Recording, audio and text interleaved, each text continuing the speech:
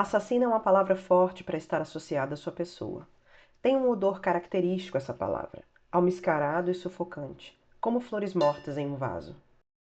Às vezes à noite eu sussurro para mim mesma: assassina, assassina. Ela produz um som farfalhante como uma saia de tafetá pelo soalho. Assassino é meramente brutal. É como um martelo ou um pedaço de metal. Eu prefiro ser uma assassina a ser um assassino, se essas forem as únicas escolhas. Vulgo Grace, Margaret Atwood.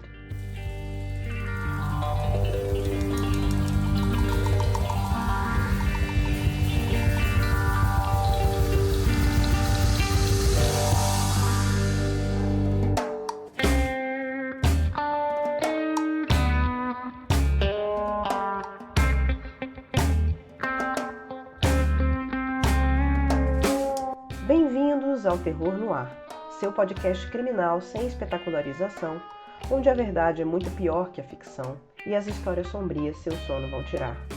Fofoqueiros criminais, juntem-se a mim, sem julgamentos ou sensacionalismo barato, apenas a verdade no seu tom mais sensato, no terror que ecoa, tão sombrio e sem fim. Era início do século XVII, quando as atividades aberrantes de uma certa condessa húngara começaram a chamar a atenção da população de Katiš, na atual Eslováquia. Elizabeth Bathory ficou conhecida como uma das primeiras assassinas em série da história e reza a lenda que foi a mais prolífica de todos. A mulher que seria denominada pelo folclórico nome de a Condessa Sangrenta teria sido responsável pela morte brutal de entre 50 e 650 jovens moças. Alguns dizem que matava por crises de estresse social.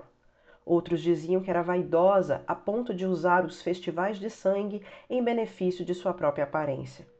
Outros dizem que o fazia por pura maldade sádica. E outros, seus defensores, acreditam que nunca tenha matado ninguém. Elizabeth Bathory se tornou uma mulher marcada, sexualizada, vampirizada e estigmatizada pelas lendas que enfeitam sua história, principalmente desde que os registros do seu julgamento foram descobertos em 1720. Ela é considerada a grande dama das assassinas em série, se é que esse título deva existir, e se tornou um ícone de cultura pop de horror. Mas até hoje a sua lenda e a sua história despertam discussões acaloradas entre historiadores, amantes de crimes reais e fetichistas. A Condessa é hoje em dia uma das figuras mais conhecidas da cultura popular e existem inúmeras referências à sua vida, ou à sua lenda, em livros, filmes, músicas e até mesmo em jogos online. A Condessa é frequentemente retratada como a Senhora Drácula, e aliás ela tinha mesmo algum parentesco com o Conde Vlad, o Empalador, que foi a inspiração de Bram Stoker para escrever o Drácula. E ela teria assassinado jovens donzelas e se banhado em uma banheira cheia de seu sangue fresco. Ela é retratada como uma aristocrata cruel, tanto na literatura científica estrangeira quanto na nativa. A maioria dos filmes dedicados a Elizabeth Bathory, por sua vez, são de cinema de classe B. Filmes de terror de cunho duvidoso mesmo, como Necrópolis, de Franco Boccani, ou Countess Dracula, de Peter Sages. Children of the Night, de Harry Kummel, É o Retorno de Valpurgis, de Carlos Auredi, Thirsty, de Rod Hardy, ou produções mais recentes como Stay Alive, de William Bell, e Dracula's Curse, de Lee Scott.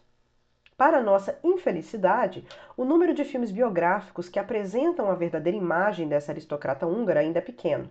Algumas exceções são Bathory, de Juraj Jacobisco, ou The Countess, dirigido por Julie Delpy.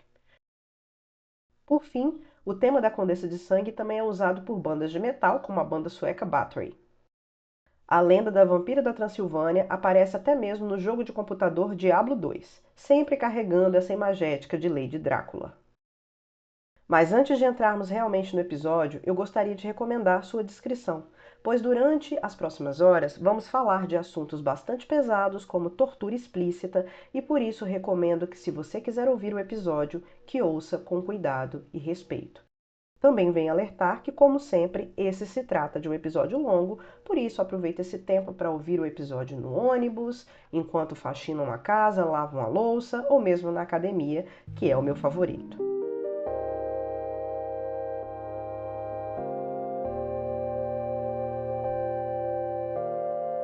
Por que as mulheres matam? uma introdução. Uma das fontes principais para a construção desse episódio é o livro Lady Killers, de Tori Telfer, publicado pela Dark Side. Uma das intenções desse livro, a meu ver, é a resposta à seguinte pergunta: por que as mulheres matam? Segundo Tori, quando pensamos em assassinos em série, geralmente pensamos em homens, geralmente um homem solitário, perverso, psicopata, geralmente branco. Esse homem ganhou um terrível apelido dado pela mídia como Jack o Estripador, o Perseguidor da Noite, o Maníaco do Parque. Nos livros de história, os homens sempre derramaram a maior parte do sangue e a maioria esmagadora dos assassinos em série registrados é do sexo masculino, representando aí 90% dos assassinos em série registrados. Durante o século XX, menos de 1 a cada 10 assassinos em série eram mulheres, ou pelo menos é o que a gente acha. Para Tori, nossa sociedade procura sempre subterfúgios para não ter que encarar a violência feminina, ao chegar ao ponto de Roy Hazelwood, um dos Mindhunters da famosa unidade de ciência comportamental do FBI, companheiro de trabalho de John Douglas, dizer em 1998 que não existem assassinos em série. Isso mesmo sabendo que 6 anos antes, em 92, Aileen Wuornos foi acusada de 7 assassinatos.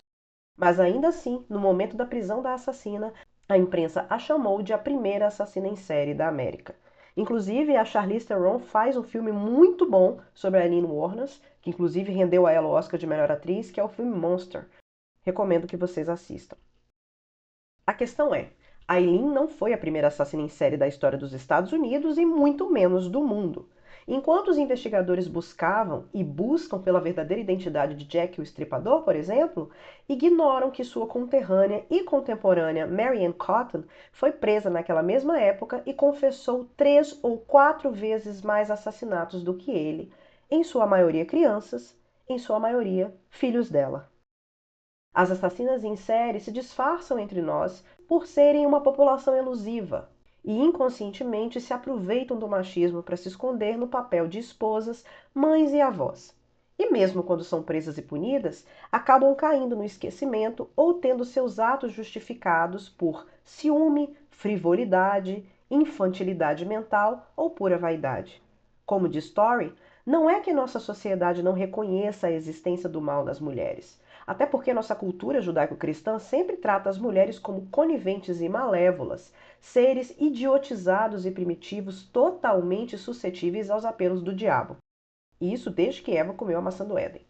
Mas a maldade das mulheres precisa acontecer dentro de narrativas específicas.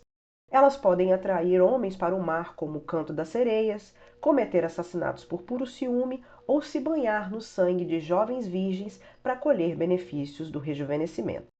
Ninguém parece aceitar que elas podem ter feito essas coisas terríveis de propósito. Muitas vezes a sociedade nos vê, a nós mulheres, como capazes apenas de cometer homicídios reativos, em autodefesa, ou então em uma explosão de paixão, ou em um desequilíbrio hormonal, famosa TPM, ou como preferem os machistas, em um momento de histeria. Aliás, talvez vocês não saibam, mas histeria era considerada uma doença exclusivamente feminina, acometida apenas àqueles que têm útero, ou ísteros, do grego. É difícil para muitas pessoas aceitar que mulheres podem sim cometer homicídios instrumentais, planejados, maturados e executados a sangue frio, porque elas querem cometer, ou porque estão interessados no dinheiro da vítima, razões fúteis e torpes, iguaizinhas às dos homens que matam. E o que acontece quando nossa sociedade é confrontada com a existência de uma serial killer, uma lady killer? Segundo Telfer, primeiro a mídia vai checar se ela é ou não é gostosa. Isso ajuda a suavizar seus crimes. Porque se ela for gostosa, tem alguma razão de vaidade. Se ela não for, é por causa disso mesmo, por causa da feiura. No caso da Elizabeth Bathory, por exemplo, hoje ela é lembrada como uma vampira sexy que se banhava no sangue de virgens, o que não é verdade, mas que faz dela menos humana e mais mitológica. É difícil ligar a mulher a uma posição de agressora simples e pura. As pessoas geralmente se esforçam para ligar as assassinas em série com a luxúria em qualquer situação. Mas se essa mulher em questão não for gostosa, a gente queima ela, a gente chama ela de bruxa. Ou damos um apelido bobo como Vovó Sorriso, a Beldade do Inferno ou Anne Venenosa. No ano de 2015, uma idosa russa foi filmada por câmeras de segurança carregando uma panela que supostamente continha a cabeça de sua melhor amiga, e ela rapidamente foi chamada de Vovó Lecter, um apelido que dá um tom de escárnio, né? Diferentemente de nomes como Maníaco do Parque, apelidos idiotas como Vovó Sorriso ou Baronesa Sangrenta ou Condessa Sangrenta não são criados para inspirar medo. Segundo Tori, elas reforçam a grande piada que seria a agressão feminina. Também podemos usar arquétipos para organizar as ideias das assassinas em série, mas suprimindo ideias mais complexas a respeito de maldade e da escuridão feminina. Um exemplo é a imagem da mulher como alguém que cuida, materna, acalenta e é adorável, evocando a natureza da criação da própria Mãe Terra. Mas devemos lembrar que a Mãe Terra também é uma implacável destruidora e o evento das mudanças climáticas só mostra que ela vive naquela energia de se me atacar, eu vou atacar. Mas essa agressividade, essa fúria, é raramente invocada quando falamos sobre mulheres. A não ser que invoquemos o arquétipo da mulher masculinizada e violenta, pois, devido a esse mito da passividade feminina, uma mulher que não internaliza sua raiva, que não age por baixo dos panos, que manipula, muitas vezes é vista como masculinizada, muitas vezes carrega estigmas homofóbicos, que vocês vão ver que é o caso da própria Condessa Bathory. No fim das contas, as pessoas têm muitos truques para minimizar a violência feminina, desumanizando as assassinas em série, comparando-as com monstros, vampiros, bruxas e animais. Usam de um erotismo até que elas pareçam mais inofensivas. Essa negação de reconhecer que há mulheres violentas é justamente o motivo pelo qual muitas vovós simpáticas conseguiram matar durante décadas sem nunca levantarem suspeita. No fim das contas, mulheres matam por algumas das mesmas razões pelas quais os homens matam: vingança, inveja, cobiça, dinheiro, ódio puro, desdém pela vida humana. Tirando aqui o peso das estruturas de opressão de gênero, raça e classe, que justificam muitos dos assassinatos cometidos por homens, feminicídios, assassinatos racistas, supostos empresários que matam garis, as mulheres matam porque os seres humanos matam. Mas é que muita gente ainda não percebeu que mulheres são seres humanos para o bem ou para o mal.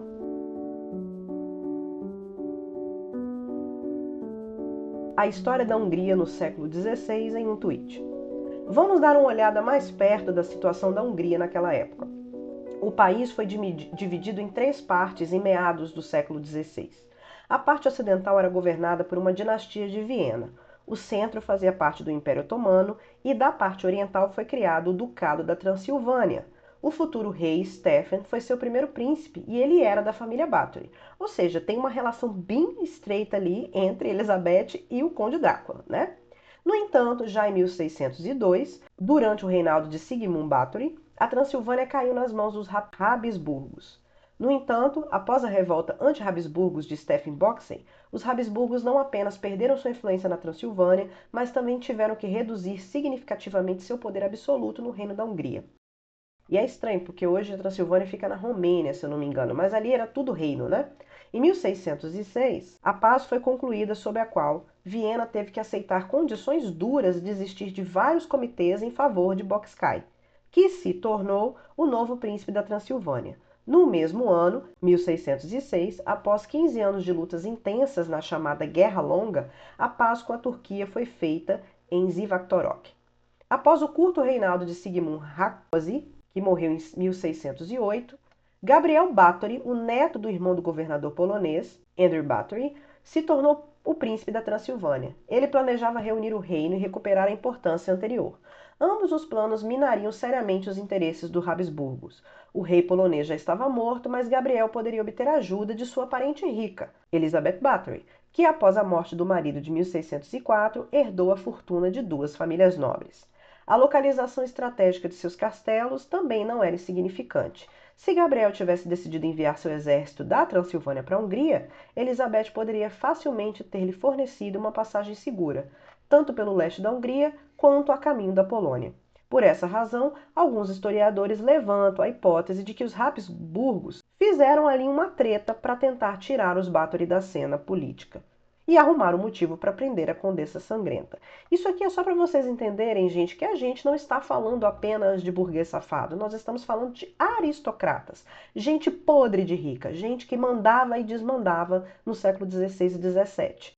Mas aí a pergunta que fica, quem foi afinal Elizabeth Bathory? Hoje em dia, a Condessa Sangrenta pode ser tanto um símbolo da decadência aristocrática demente e sádica, quanto um exemplo do quão perigoso é ser uma mulher poderosa, e isso a depender do qual artigo acadêmico você lê. A questão é que a gente não dispõe de todas as informações de que a gente precisa para acusá-la de seus crimes. Inclusive, nesse episódio, falaremos tanto das teorias sobre a sua suposta e prolífica atividade assassina, quanto teorias que dizem que sua acusação foi falseada, em uma trama para tomar seu poder e seu dinheiro. A verdade é que talvez a gente nunca vai poder ter uma prova definitiva de sua culpa ou de sua inocência, mas podemos consumir os conteúdos de crimes reais sobre ela, aqueles feitos com mais responsabilidade, como é o caso desse, apenas pelo entretenimento.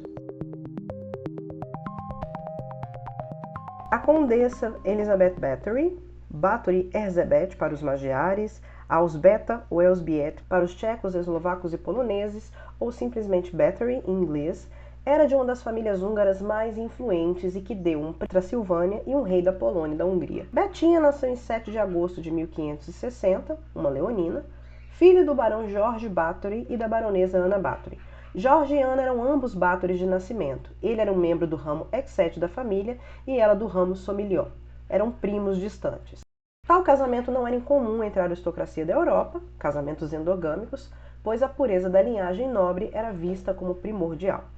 Elizabeth foi a segunda filha do casal, tendo um irmão mais velho, Stefan, e sendo seguida por 2 irmãs. Diferentemente de outros nobres europeus, Elizabeth era filha de pais protestantes. E como calvinistas, a família investiu na educação de todos os seus filhos e não pouparam nenhuma despesa para dar à sua filha a melhor educação clássica que pudesse ter. É dito que ela falava não apenas o húngaro e eslovaco, mas também grego, latim e alemão. Ou seja, segundo seu Madruga, ela era troglodita. E eu sempre fico chocada com pessoas que conseguem aprender mais de 3 línguas, gente, porque, assim, eu falo inglês e espanhol, assim, né, não sou 100% fluente, mas eu já faço a confusão danada, imagina se eu soubesse falar mais 3 línguas ainda. Elizabeth também gostava de andar a cavalo, ler e brincar de se vestir, e isso, para a Hungria real, era uma infância típica da aristocracia. Apesar da invasão otomana e da guerra civil ali no final do século XVI, a Hungria real continuou a manter alguma conexão com o resto da Europa, o que permitiu que seus habitantes participassem do Renascimento. A arte e a arquitetura italianas foram importadas e usadas nos castelos dos nobres, enquanto ao mesmo tempo as bibliotecas e a alfabetização se espalhavam. Como a família Bathory frequentemente se casava entre si, a lenda diz que muitos de seus membros sofriam de doenças mentais ou outros distúrbios genéticos, ou seja, era um monte de gente de olho junto que casava com primo, né? Um exemplo era o rei Stefan Bathory, que teoricamente tinha ataques de epilepsia. Os seus 2 irmãos eram tiranos e criminosos notórios, e o seu pai costumava andar de trenó no meio do verão. E a família Bathory era um dos clãs protestantes mais poderosos na Hungria e contava com senhores da guerra, políticos e clérigos entre seus membros. Um ancestral de Elizabeth, também Stefan Bathory, havia lutado ao lado de Vlad Teri, que deu origem ao conde Drácula, em uma de suas muitas tentativas de reconquistar o trono da Valáquia. E o seu homônimo, primo de Elizabeth, tornou-se príncipe da Transilvânia em 1571 e se tornou mais tarde rei da Polônia. Já outros membros da família eram menos respeitáveis, no entanto, incluindo o irmão de Elizabeth, que também se chamava Stefan, um notório bêbado e devasso, e sua prima Ana, que foi acusada de praticar bruxaria. Supostamente, a Elizabeth era uma mulher muito bonita. E há de quem falar o oposto, não é mesmo? Mas, sinceramente, vendo uma de suas pinturas realistas, que foi um retrato que foi pintado em 1585, eu não achei nada demais. Apenas mais uma mulher branca que seguia a estética da Rainha Elizabeth I na Inglaterra, quando elas retiravam as primeiras linhas do cabelo para resultar em uma testa proeminente e branca, que teoricamente daria a elas uma aparência mais aristocrática, além daquela pintura facial para ficar com a pele bem branquinha, né? Ela tinha sim um corpo esguio, uma pele bonita e cabelos pretos como azeviche. E desde cedo, ela se destacou por sua enorme inteligência. Ela era altamente educada para sua época, em que a maioria dos húngaros de nascimento nobre, até mesmo homens, que geralmente eram mais instruídos do que suas parentas, eram quase analfabetos. Ela pegou ali o avanço, né, do Renascimento e a mudança de costumes com a Reforma Protestante. Mesmo assim, aparentemente esse negócio de casamento entre primos pegava, e diversos rumores afirmam que quando ela era criança, ela teria sofrido de terríveis crises de epilepsia, porque aparentemente o pai dela também era epilético.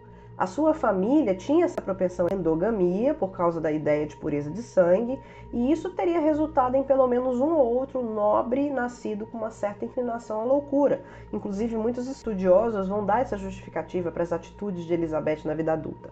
A lenda também diz que Elizabeth teria testemunhado coisas terríveis durante a sua infância, como uma história de um tal homem cigano que teria sido acusado de roubo e aí, alerta de gatilho, teria sido costurado ao estômago de um cavalo por ter roubado. A lenda conta que a pequena Elizabeth teria gargalhado de forma estridente ao ver a cabeça do camponês saindo do corpo do animal. Muitas dessas histórias folclóricas são tentativas de explicar seus crimes posteriores, mas é bem possível sim que Elizabeth provavelmente tenha testemunhado uma quantidade muito grande de violência quando criança. A gente está falando de uma época em que a Europa tinha saído há pouco tempo da Idade Média. Era uma época muito violenta. Era aceitável, inclusive, que a nobreza batesse nos seus criados até os matasse, pois, de acordo com a lei, os camponeses eram propriedades dos nobres, e é possível que a menina também tenha presenciado algumas execuções públicas ocasionais. Isso era, entre aspas, normal. Fatos históricos, agora, apontam que em 1570 a mão da menina de 10 anos foi prometida ao conde Ferenc Nasdad, 5 anos mais velho. O Ferenc, aos 15 anos, estava indo bem, no seu tempo na corte vienense e recebeu a chance de se casar com Elizabeth. A oferta, obviamente, não significava um casamento imediato, porque ela ainda era criança, mas sim dava a Ferenc a primeira escolha caso ele a quisesse. O casamento foi considerado benéfico e Ferenc não apenas aceitou a primeira escolha, mas concordou em se casar com ela. Aos 10 anos, a Elizabeth já tinha a reputação de ser inteligente, espirituosa, capaz e bonita. A gente aqui pode até chamar a conversa da adultização aí, que tá super em alta, como que as meninas são sempre, digamos, maturizadas, eu diria. Elas não são maduras, elas são amadurecidas mais cedo. A família Nasdad era tão poderosa quanto os Báthory. A família Nasdad tirou total proveito do Renascimento italiano. Sarvar, a sede da família, foi redesenhada por arquitetos italianos e Ferenc recebeu uma educação humanista. Ou seja, ele e Elizabeth eram pessoas altamente educadas para a época. Os nobres se orgulhavam de hospedar eminentes estudiosos como patronos, assim como na Europa Ocidental. A família Nasdad hospedou autores que publicaram o primeiro livro de gramática húngara e traduziram a Bíblia para o húngaro. E durante o noivado, de acordo com os costumes da época, o noivado durou aí 3, 4 anos, Elizabeth se mudou para o palácio de Nasdad para aprender a administrar as imensas propriedades da família do seu marido. Durante esse período, em 1574, ela supostamente teria começado um caso com um camponês local chamado Laszlo Bend engravidado. Essa narrativa na história me dá muito nojo, porque eles falam assim, a lenda diz que ela teria tido um caso com um cara e teria engravidado, só que ela tinha 14 anos. Gente, o contexto histórico é muito importante na análise das coisas, porque a gente está falando aqui basicamente de 2 crianças, mas enfim. Esse cara foi supostamente acusado de estupro e disseram que Ferenc ordenou sua castração e depois sua morte. A criança então teria nascido secretamente e foi entregue a uma mulher de confiança que, por uma grande quantia, foi enviada para a Valáquia e instruída a não retornar à Transilvânia durante o resto da vida de Elizabeth. A evidência para a gravidez, no entanto, era apenas um boato camponês muito depois da morte de Elizabeth e, portanto, improvável. Até porque eu tenho para mim que se ela tivesse sido deflorada, perdido a virgindade, o que era uma coisa muito importante naquela época, provavelmente o Ferenc não ia querer casar com ela, O matrimônio oficial ocorreu 3 anos depois, em 8 de maio de 1574, diante de 4.500 convidados. A festa extravagante ocorreu no castelo de Vranov, fica hoje no leste da Eslováquia, e durou 3 dias, e o noivo coroou o evento presenteando a esposa com o mais íngreme e solitário castelo da Hungria, o castelo de Szécely, que no futuro lhe serviria de moradia. Eu leio Szécely, tá, gente? Ou Sete, mas assim, é um nome escrito em eslovaco que eu não consigo ler. Vamos dizer que é Sete. O castelo era feito em estilo gótico, ficava empoleirado no topo de uma colina, ficava não, ainda fica, porque ele ainda está lá, e era inabitável durante o inverno, mas seria cenário dos supostos crimes que ela viria a cometer em seus salões escuros e isolados nas décadas seguintes. Contudo, naqueles primeiros anos, o jovem casal viveu no castelo do noivo em Sarvar. O casamento levou a uma cooperação mais estreita entre as duas poderosas famílias que possuíam propriedades tanto na Transilvânia quanto no Reino da Hungria.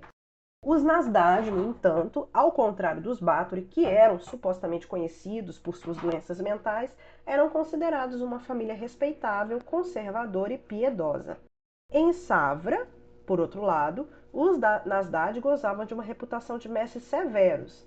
E embora grande parte da crueldade de Elizabeth seja sem dúvida devido à sua própria natureza, como dizem, né, disse que Ferenc lhe mostrou alguma de suas próprias maneiras favoritas de punir seus servos. Há também contos do casal se envolvendo em ritos diabólicos e patrocinando vários ocultistas e satanistas. Eu fico pensando se essa coisa de ocultista e satanista tem a ver com o fato deles serem protestantes, né? Numa Europa que era muito, muito católica. Aí qualquer coisa que a pessoa vai fazer é considerada herege, protestante, enfim. Contexto. Contudo, alguns acreditam que o marido não conhecia esse lado pervertido da esposa, o que eu duvido. E eu vou explicar por que eu duvido depois. Elizabeth e Ferenc eram agora um casal jovem e incrivelmente rico. Registros da época dizem que eles viviam em harmonia, mas se viam muito pouco, pois o noivo vivia entrando e saindo de batalhas e guerras. Ele era considerado um excelente soldado. Inclusive, o casal teria demorado 10 anos para começar a procriar, o que era bastante incomum para casais daquela época. Alguns teóricos dizem que poderia ser uma infertilidade de Elizabeth, mas não foi uma tal infertilidade de Elizabeth que determinou essa demora, mas sim a guerra. 3 anos após o casamento, ele estava sempre saindo e voltando, viajando, etc. O Nasdaq finalmente deixou a fronteira húngara para lutar contra os otomanos, enquanto Elizabeth perambulava ali pelos seus muitos castelos, a fim de supervisionar e administrar seus domínios. E nesse período ela escrevia cartas educadas e respeitosas para o marido. Como eu já disse, após 10 anos de casamento, depois que as guerras deram uma esfriada, né, e tudo, Ferenc voltou para casa, Elizabeth finalmente deu filhos ao marido, entregues em rápida sucessão a partir de 1585. As fontes húngaras afirmam que os cônjuges tiveram 5 filhos ou 6. Ana, nascida em 1585, Katalin, de 1594, Paul, nascido em 1597, András, 1598 e mais 2 filhos cujas datas de nascimento são desconhecidas, Miklos e Orsólia. Por todos os relatos, Elizabeth era uma mãe excelente e carinhosa. Como outros nobres, Elizabeth e Ferenc não pagavam impostos sobre suas terras, continuam não pagando hoje em dia, né? E tinham o direito de usar os lucros de suas propriedades como quisessem, sem supervisão. O casal, então, construiu uma fortuna com o excedente de suas fazendas, graças a um grande crescimento populacional no resto da Europa. E desde a divisão do país, a guerra contra os otomanos estava terminada e os primeiros 31 anos da vida de Báthory foram um tempo de relativa paz e estabilidade. Havia conflitos menores entre a Hungria e os otomanos na fronteira, como aqueles em que Ferenc participou ali na época do casamento dos dois. Contudo, em 1591, a invasão otomana se intensificou no início do que foi chamado da Guerra dos 13 Anos, ou a Grande Guerra ou a Guerra Longa. E aí, Nasdaq partiu novamente para o conflito mais feroz e sangrento daquela história. Gente, o Nasdaq amava a guerra. E ele era excelente em batalha, tendo inclusive ganhado o apelido de Cavaleiro Negro da Hungria, em virtude de sua reputação cruel e cada vez mais desumana. Por isso que eu digo aqui que eu tenho minhas dúvidas que se Elizabeth era o que ela era, dificilmente o marido não sabia, porque você não se torna o Cavaleiro Negro da Hungria plantando flores, você se torna matando gente. Pelos relatos das ações do marido na batalha, não é difícil a gente acreditar que ele tem influenciado e talvez até ensinado a esposa em uma relação codependente de pura violência. Dizem que Nasdaq se certificava de apreender todos os piores castigos turcos de seus inimigos antes de matá-lo e, se estivesse de bom humor, até se divertia arremessando suas cabeças decepadas. Então, supostamente, voltava para sua esposa extasiado com a sede de sangue e com os gritos de seus inimigos ainda ressoando em sua cabeça. A guerra foi absolutamente devastadora para a Hungria, causando uma severa queda populacional, fome generalizada e epidemias. De fato, apesar dos 13 anos de combate brutal que fez com que visitantes classificassem a Hungria como um deserto, não houve mudança significativa nas fronteiras ou no poder. A guerra estava drenando a riqueza húngara de forma voraz, que a família dos Habsburgo, que eram os reis, ficou endividada, mas Elizabeth e Nasdad nunca sentiram os tempos difíceis da guerra, porque Nasdad lhe enviava constantemente tesouros otomanos pilhados. Devido às pilhagens de guerra, o casal ficou tão rico que acabou emprestando dinheiro aos Habsburgos. Apenas com o dinheiro do casal é que a Hungria pôde continuar lutando. O próprio rei, Matias II, estava em débito com eles e, pelo dinheiro da época, lhes devia em torno de 18.000 moedas de ouro, o que é uma fortuna incalculável hoje em dia. É um negócio assim insolvível que não tinha como ser pago. Esse empréstimo, então, acabou se tornando um ponto de discórdia entre a família Báthory Nasdad e o rei Matias II. O Ferenc frequentemente pediu o reembolso do empréstimo e sua viúva continuou pedindo. Ao mesmo tempo, as tentativas de Matias de trazer a Hungria de volta ao catolicismo revoltaram os nobres na Hungria Real e na Transilvânia, resultando naquela rebelião de Bocskai que eu falei no início. Essa rebelião durou apenas um ano, terminando em 1606, e reafirmou a liberdade religiosa dos nobres húngaros, mas também deixou sentimentos profundos de ressentimento contra os Habsburgos, que nunca foram totalmente curados.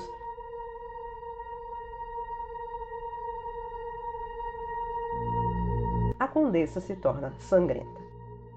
Agora, saindo da coisa da história geral, da grande história, e falando da história da Elizabeth, a maioria dos relatos conta que, embora Elizabeth e Nasdad não se vissem com muita frequência, quando eles se encontravam, praticavam um hobby comum e bastante específico com o qual passavam o tempo.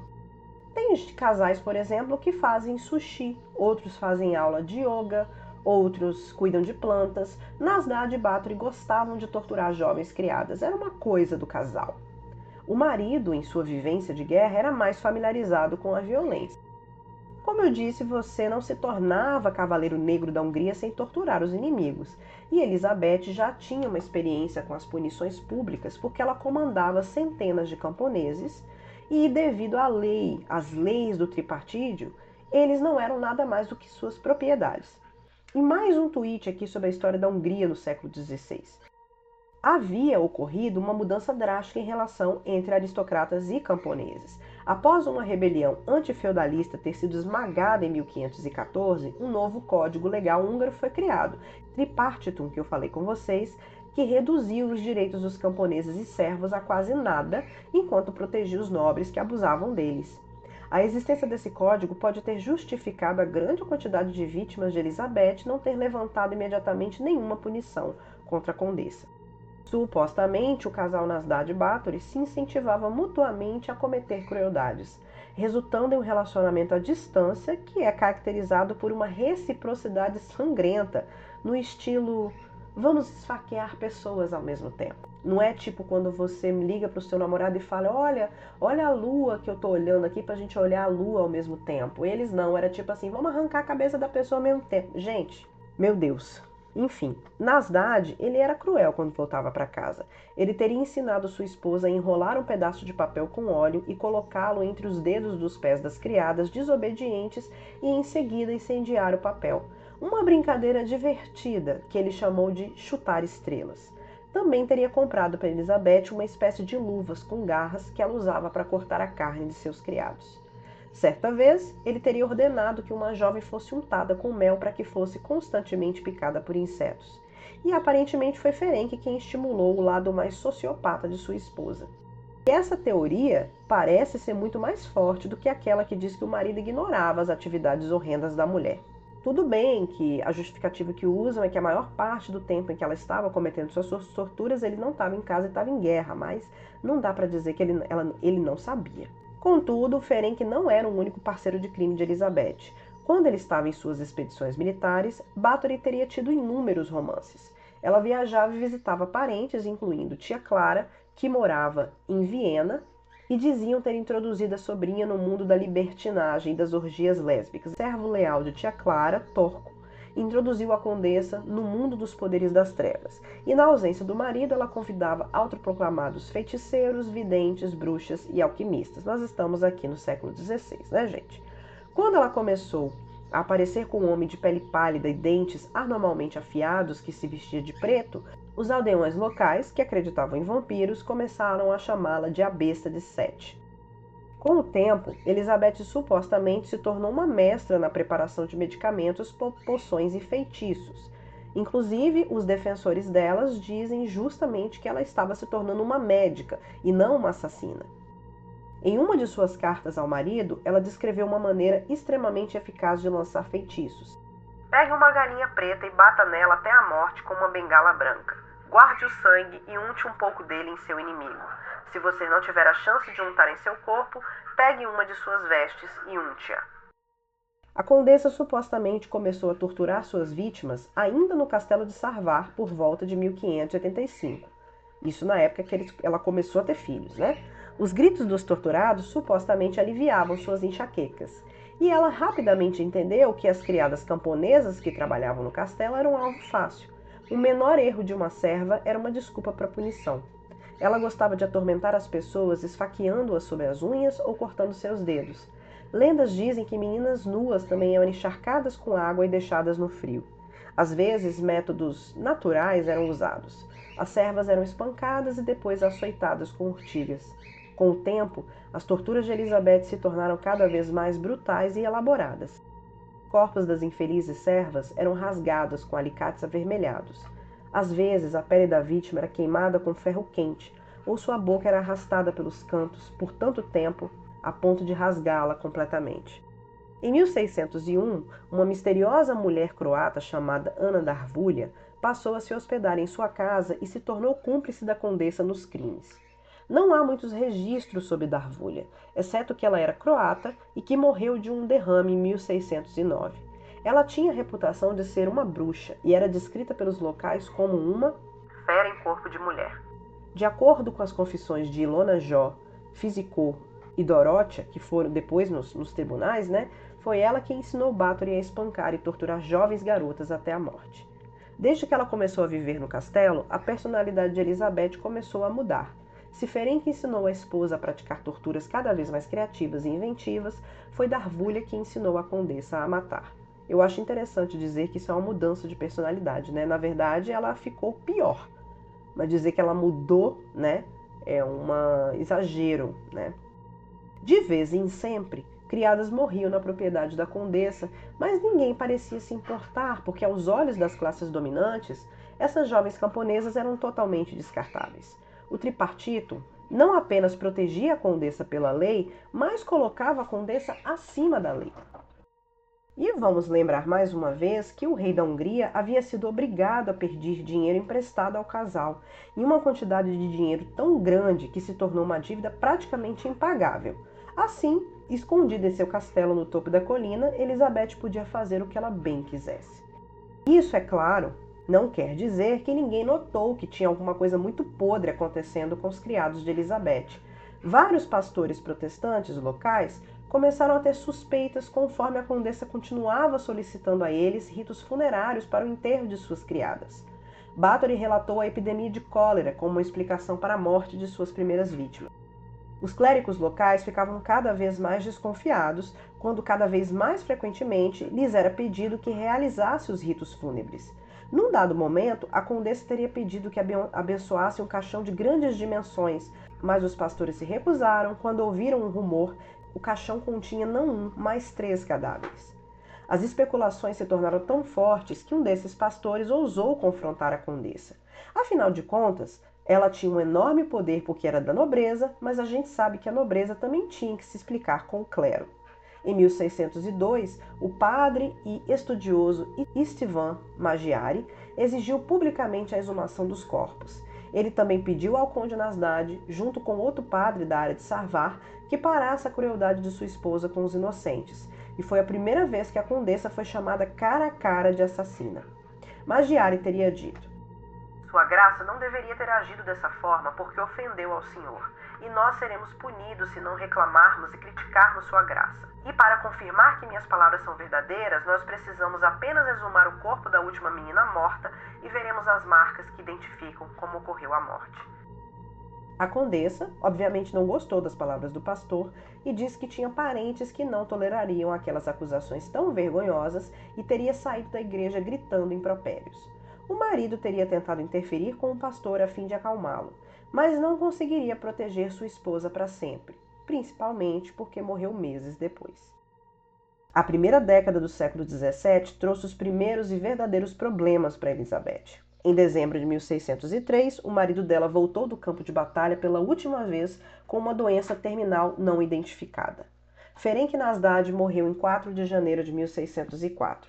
Foi oficialmente declarado que ele morreu de ferimentos de combate sofridos vários dias antes. Existem também teorias de que ele morreu de alguma doença sexualmente transmissível.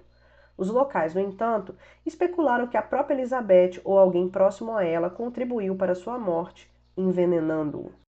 Antes de morrer, Ferenc teria escrito para seu amigo, Georges Turgot, pedindo-lhe para cuidar de sua viúva e de seus filhos após sua morte. Interessantemente, nos anos seguintes, essa suposta promessa entraria em confronto com as atividades de Turgot, que seria o novo paladino da Hungria, que é um juiz supremo, que seria responsável por investigar e prender a condessa. Quando Ferenc morreu, a viúva de 44 anos de idade decidiu se mudar permanentemente para o castelo de Chatice, que após a reconstrução ganhou uma nova aparência renascentista e móveis ricos. Um ano depois, o irmão de Elizabeth, Stefan, também morreu. Após sua morte, a condessa herdou o castelo de Devon, que era um ponto estratégico na fronteira austríaca. Para evitar essa posição embaraçosa, Bathory vendeu o castelo, pelo qual ela nunca recebeu em pagamento. Aqui nesse momento, a gente começa a perceber que Elizabeth continua rica, mas ela não está mais tão rica quanto ela já foi, nem tão poderosa. E aqui eu vou usar minha skin de arquiteta para falar do Castelo 7, ou Castelo de Catiche. Primeiramente, vamos aí entender qual a diferença entre um castelo e um palácio.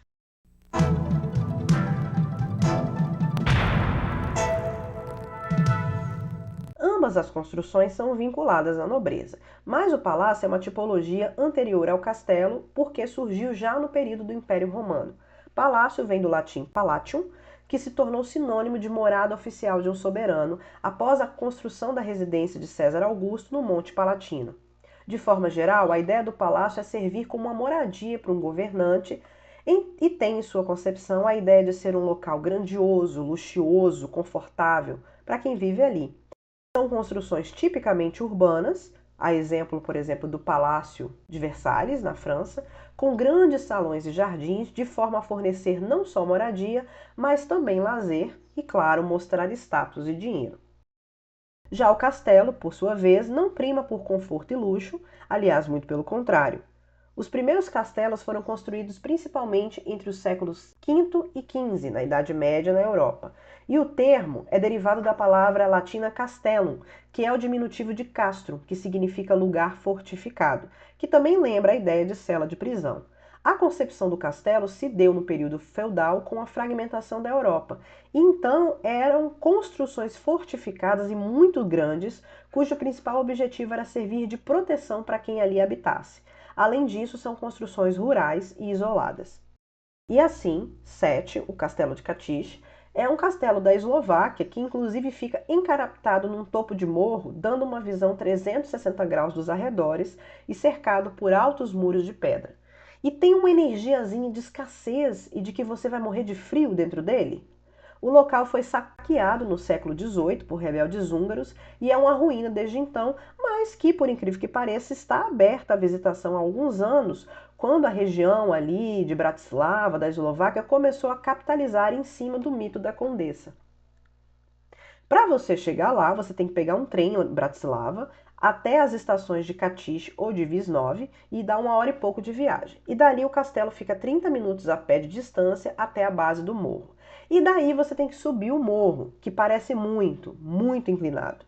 Chegando lá, você passa pela ruína do muro frontal, que tem o portal onde ficava o portão original, e lá dentro tem o pátio e a entrada para o castelo, que é descendo e não subindo, dando todo um ar de subterrâneo.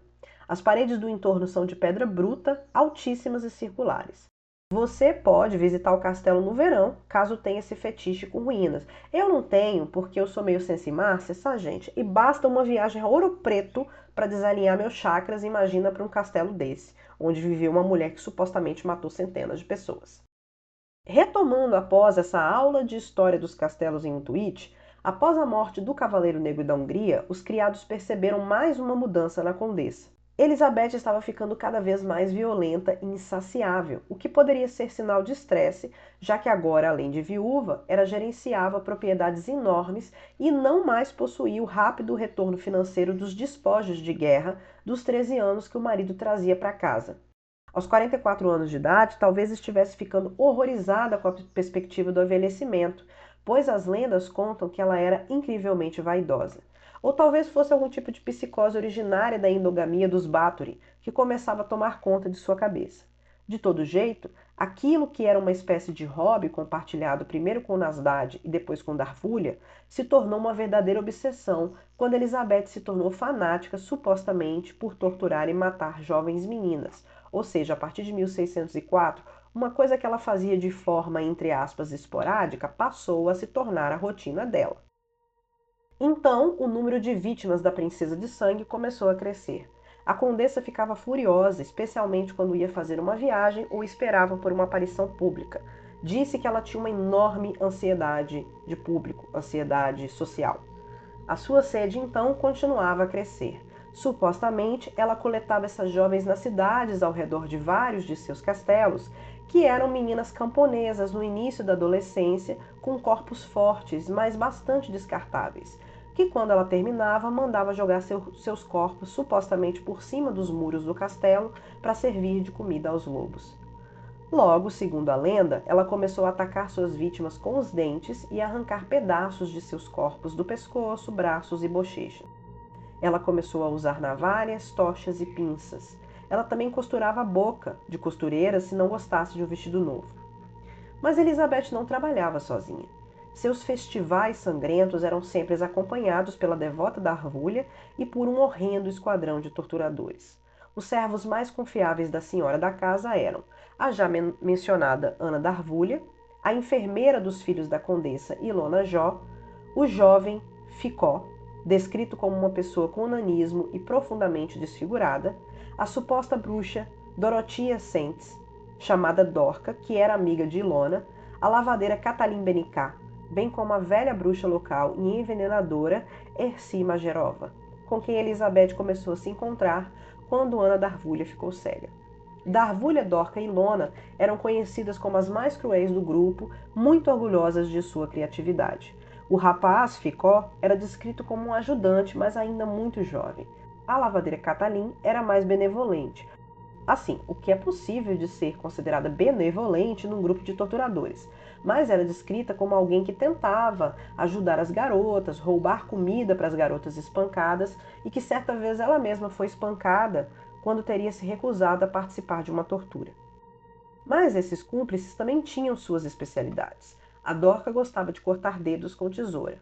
Darvúlia preferia dar 500 chicotadas. A Elizabeth, por sua vez, gostava de tudo. Ilona Jó mais tarde testemunhou. Onde quer que ela fosse, ela imediatamente procurava um lugar onde pudessem torturar meninas. Um morador local ouviu dos servos que sua patroa não podia comer nem beber se não tivesse visto antes uma das suas criadas virgens mortas de forma sangrenta. Ou seja, não importava em que castelo acontecesse da Elizabeth estar hospedada, mas sempre haveria uma câmara de tortura para brincar. E as brutalidades que ocorreram nesses aposentos são sempre descritas de forma absolutamente assustadora. E como é que era o modus operandi dessa trupe? Normalmente começava com algum suposto erro da criada, que poderia, gente, ser absolutamente qualquer coisa. Por exemplo, perder um ponto de crochê, ou quebrar um ovo, fazendo que a condessa se virasse para ela de forma voraz. Então Elizabeth iniciava a sessão batendo, chutando ou socando a empregada, mas acabava se aprofundando ao elaborar algum castigo bastante criativo para satisfazer a sua enorme sede de sangue. As moças que cometessem erros de costura, por exemplo, eram torturadas com agulhas, muitas vezes inseridas embaixo de suas unhas. Uma menina que teria roubado uma moeda, por outro lado, teria tido a pele marcada a fogo com aquela mesma moeda.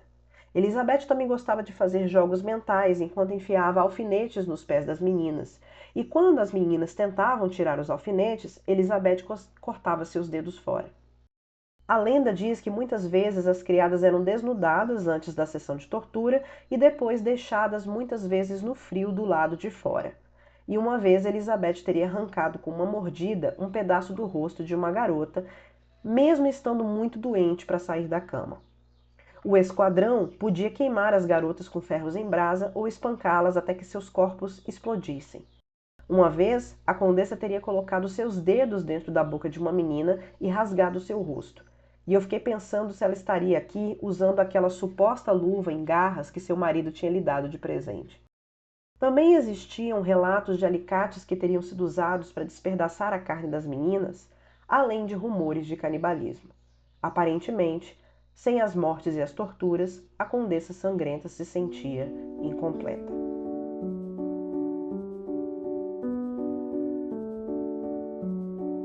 Se você estava até agora escutando esse episódio e achando um tanto exagerado, excessivamente grotesco para ser verdade, pode ser que você tenha certa razão. A catalogação dos crimes de Elizabeth Bathory começa a beirar o absurdo, não só pela profundidade da crueza dos detalhes, mas pela quantidade de jovens que aconteceria dela ter matado, um rumor que beirava 650. Graças à natureza muito explícita das transcrições de seu julgamento, que foram descobertas no século XIX, no século XVIII, a lenda da condessa, nos séculos após sua morte, passou a apresentar um verniz sexual, narcisista, sanguinário e fetichista. Um dos rumores mais duradouros envoltos na lenda de Elizabeth era dos seus supostos banhos de sangue. A lenda era a seguinte: era uma vez uma condessa que, após a morte de seu conde, aparentemente percebeu que ela mesma não viveria para sempre. Ela era uma viúva muitíssimo vaidosa de 44 anos, pronta para fazer qualquer coisa para parar o tempo destrutivo. Cada parte de seu corpo era esfregada com novos produtos de cuidado que ela trazia de muitas viagens. Por ora, seu cabelo era preso de várias maneiras. Rumores diziam que quando uma serva penteava seu cabelo de forma inadequada, essa condessa ficava furiosa e massacrava a menina. Mas tudo teria desmantelado em determinado dia em que um de suas criadas teria cometido um erro ao banhá-la ou vesti-la. E nesse momento, essa condessa teria esbofeteado a garota com tanta força que um pouco de sangue da menina teria espirrado no seu rosto. Ao lavar o sangue da criada do rosto, ela viu que sua pele estava mais lisa e firme. Ela parecia mais jovem do que antes, perfeitamente suave, com aquela qualidade quase translúcida que a moda elisabetana impunha. Foi então que a condessa teve a ideia de tomar um banho em uma banheira cheia de sangue e recuperar a beleza de outrora. A condessa então chamou Dorca e Ficó, disse-lhes para despir a menina e segurar seus braços sobre uma grande tina. Então ela cortou as artérias da vítima. Quando a criada sangrou, a condessa tomou um banho de sangue que a partir de então era seu elixir milagroso da vida. Ou seja, a versão de Ponce de Leon da fonte da juventude da condessa sangrenta era o sangue das jovens criadas. Então, a partir desse dia, quando uma das meninas ia morrer após ser torturada, havia um silêncio extraordinário no castelo e na fortaleza adjacente. Aqueles que vinham falar com a senhora da casa eram apressadamente informados com um pretexto de seu mal-estar. Imediatamente após o anoitecer, a vítima era enviada para a adega de vinho, onde o jovem Ficó a dominava e a matava com uma faca. Elizabeth então corria para a adega com suas criadas, que carregavam a morta para a banheira preparada. Após o banho, Bathory ia para o quarto e as criadas recolhiam torrões do sangue seco, que mais tarde usavam para envolver o corpo da senhora. Às vezes, a condessa tomava um chuveiro de sangue. Numa ocasião assim, a jovem vítima era fechada em uma jaula que era muito baixa para ficar de pé, muito estreita para sentar, mas cheia de pontas metálicas. A jaula era suspensa no teto e, quando balançava para frente e para trás, a menina fechada nela era rasgada em pedaços entre as pontas e seu sangue jorrava. Essa foi a parte da lenda que justificou a transformação da condessa sangrenta em uma criatura vampiresca, luxuriosa e vaidosa. Mas existe 99,9% de chance dessa história não ter um pingo de verdade. Primeiro porque nenhum dos criados que testemunharam contra Elizabeth no tribunal, mesmo após sofrerem torturas, nunca mencionaram qualquer coisa sobre banhos de sangue. O que foi mencionado é que havia tanto sangue derramado durante as sessões de tortura que poderia ter sido drenado pelo chão, o que significava que a condessa não estava lá muito preocupada em guardar ou tomar banho com aquele precioso sangue que arrancava de suas vítimas. A primeira menção aos tais banhos de sangue apareceu exatamente um século após sua morte, no livro de 1729 chamado Trágica História, escrito por Laszlo Turóczky. um estudioso jesuíta que foi justamente quem descobriu as transcrições do julgamento da condessa do século anterior. É bem possível que esse escritor tenha inventado mesmo a história dos tais banhos de sangue, talvez para diminuir a crueldade da condessa, dando uma justificativa vampiresca e supostamente feminina para seus crimes, ou seja, a vaidade e o sonho da juventude eterna. Se a gente for parar para pensar, dá para entender o porquê dos rumores dos tais banhos de sangue persistiram até relatos atuais. Talvez seja ainda mais assustador para a nossa sociedade a ideia de uma mulher que mata apenas porque é cruel e sádica e que mata com alto teor de violência. A vaidade é uma razão muito mais palatável para os seus crimes, porque então todo esse derramamento de sangue simplesmente se resumia a um desejo dessa senhora de parecer mais bonita e mais jovem para atrair os olhares de homens ou de mulheres, porque também existem muitos relatos de uma suposta lesbianidade reprimida na condessa. Supostamente, era justamente por uma lesbianidade reprimida que fazia com que Elizabeth matasse apenas mulheres, o que é raro no domínio dessas assassinas em série. É muito comum, quando sabemos sobre serial killers, que eles supostamente são sempre atraídos pelo objeto de seu desejo. E por isso Elizabeth Bathory poderia ser uma mulher lésbica que estava matando outras mulheres. E óbvio que uma cultura que considerava a homossexualidade como uma doença e um desvio de caráter ajudaria ainda mais a justificar os seus crimes. Isso aqui só me faz lembrar o Guilherme de Pádua, o assassino condenado pela morte da Danielle Pérez, né? Que ficou muito incomodado no documentário quando as pessoas começaram a aventar a possibilidade de que ele fosse gay. E aí, como disse a Glória Pérez, ele ficou muito confortável na posição de assassino confesso, mas gay não. Gay era demais, ou seja, a condessa podia até tomar banho de sangue, mas lésbica não. Lésbica era um pouco demais. Eu encontrei vários sites, inclusive uma reportagem da revista super interessante de 2014, que ainda falava da condessa sangrenta como essa mulher que tomava banho de sangue com suas vítimas. Também há referências desse abjeto ritual em várias obras audiovisuais. Eu, inclusive, me lembro de uma cena no filme O Albergue 2, em que uma das meninas é sequestrada nesse albergue, amarrada de cabeça para baixo, em cima de uma mulher deitada em uma banheira que cortava as suas costas para tomar banho com seu sangue. Como o albergue se passa ali no leste europeu, eu percebi claramente a referência da Condessa Sangrenta. No fim das contas, o que os relatos dizem é que Elizabeth ficava tão ensopada de sangue durante as sessões de tortura que ela tinha que parar para trocar de roupa e se limpar. E embora sua suposta atração por despir suas criadas e deixá-las nuas durante as sessões possam sugerir algum tipo de fetiche, e suas relações com a Darvulha e com o oculto estarem sempre na lenda como algo romântico e sexual, é possível que o verdadeiro fetiche da condessa era a absoluta destruição do corpo de uma jovem. E isso é estranho se você for parar para pensar, que normalmente é dito que as mulheres, né, as assassinas, elas não gostam de matar com altos teores de tortura e sujeira, porque assim, a mulher não quer mexer com sangue, etc. Por isso que dizem que o veneno é a maior arma das lady killers, né? Então pode ser que choca muito a história de uma mulher que tenha matado de forma tão brutal e abjeta como um homem tipo Jeffrey Dahmer. Naquela época, a viúva Nasdaq viajava muito. Ela geralmente partia quando os assassinatos começavam a despertar suspeitas entre os locais. Ela visitou Morávia, a República Tcheca, a Áustria e a Polônia, porque ela tinha vários castelos. E onde quer que ela estivesse hospedada, as meninas imediatamente começavam a desaparecer, enquanto seus corpos mutilados e cobertos com inúmeras feridas eram mais tarde encontrados pelos campos.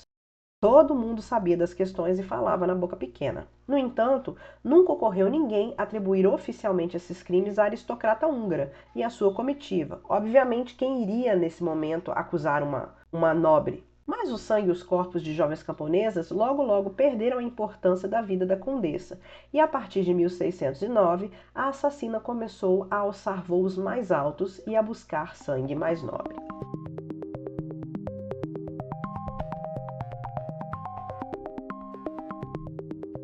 Quando supostamente a condessa notou que o sangue das aldeãs comuns dava um efeito fraco na melhoria da aparência de sua pele, ela começou a matar belas nobres de... Claro que essa parte também é lenda. O que parece mais parte da verdade é que Elizabeth continuava matando camponesas e as camponesas não podiam fazer acusações contra mulheres nobres.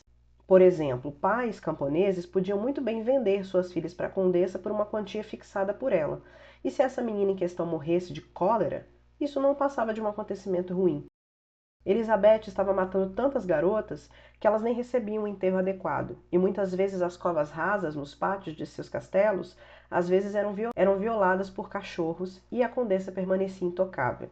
Ela poderia continuar usando a desculpa da epidemia de cólera enquanto se tornava cada vez mais imprudente e desorganizada e acabou matando as pessoas erradas. Em 1609, Darvulha, sua fiel escudeira, morreu subitamente e Elizabeth começou a ficar sem dinheiro, principalmente depois que o marido morreu e parou de trazer os espojos de guerra para casa.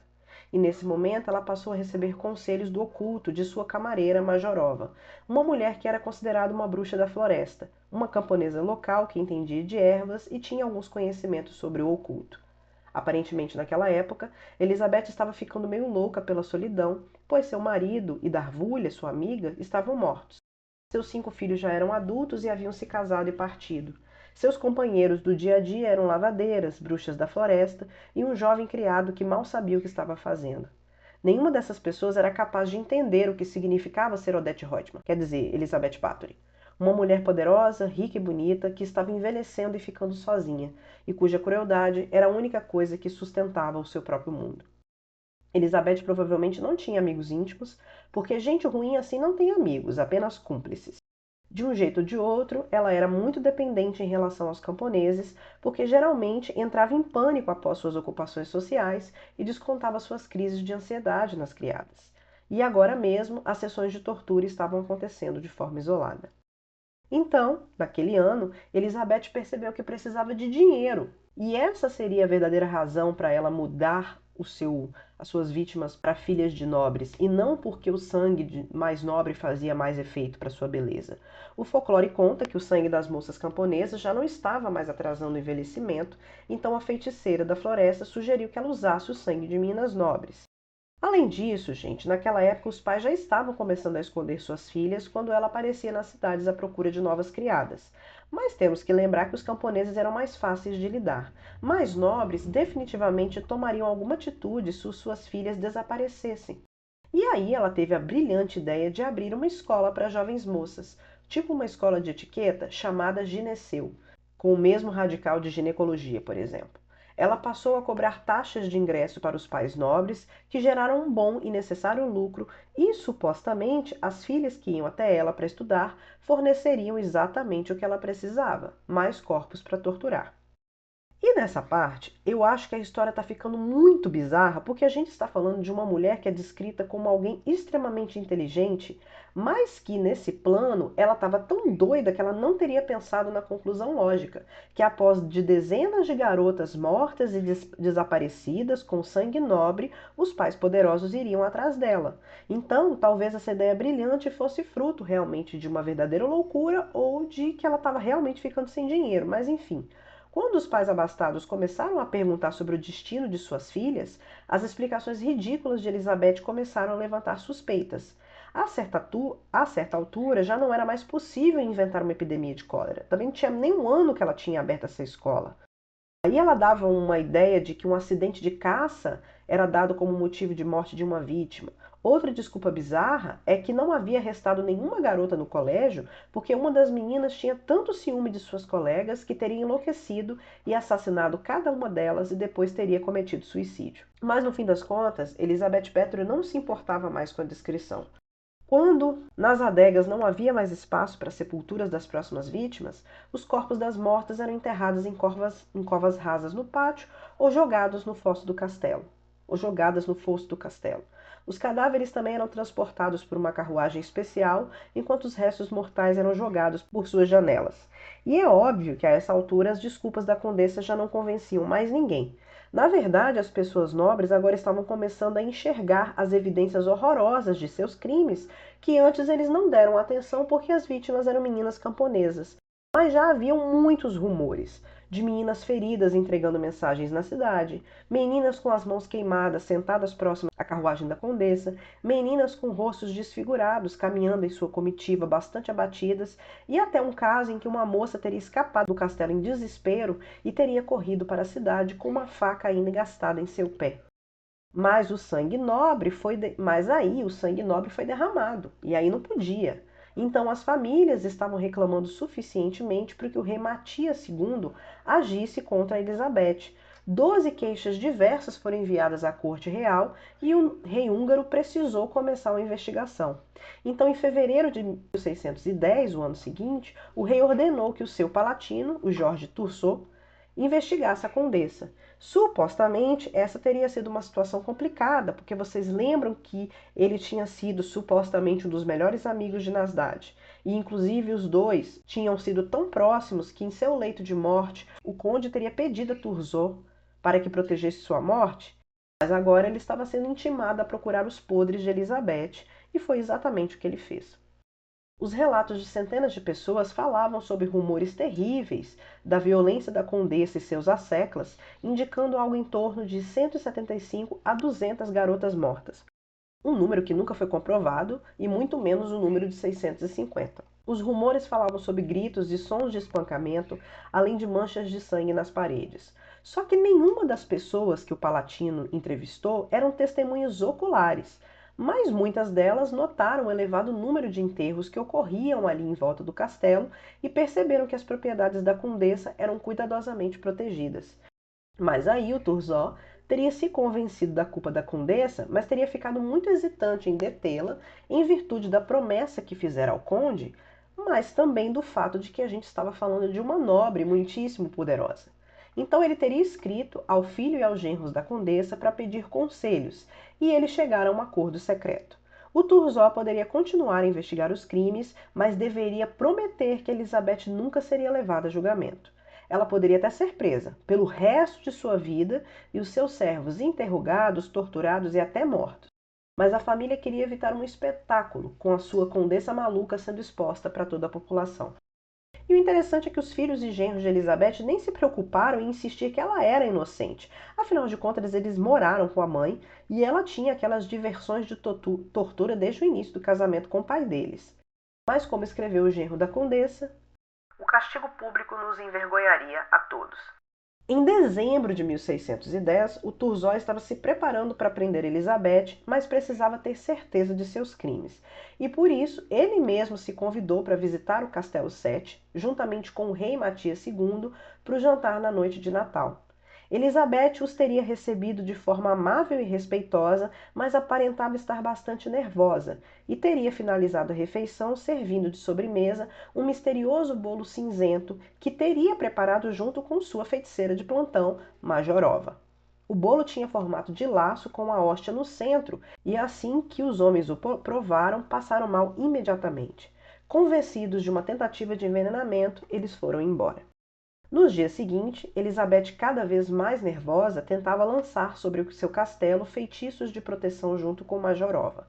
Contudo, em 29 de dezembro de 1610, Turgot estava escondido nos arredores do castelo com sua comitiva, com o intuito de pegar a condessa na boca da botija. Sorrateiramente, entraram na mansão desprotegida sob o castelo. Então, supostamente, os homens teriam tropeçado em um corpo mutilado de uma menina próxima à entrada, e também encontraram outras duas agonizando atrás das portas. O som dos gritos levou os homens a uma das várias câmaras de tortura onde teriam flagrado os torturadores no ato. Supostamente, Turgot teria perguntado a uma das sobreviventes: "Quem te machucou?" E ela respondeu: "Uma mulher chamada Cataline me rasgou com pinças e a senhora viúva Nasdaq me bateu com a mão." E aqui, gente, a gente precisa tentar entender duas coisas, duas questões que me deixam aqui.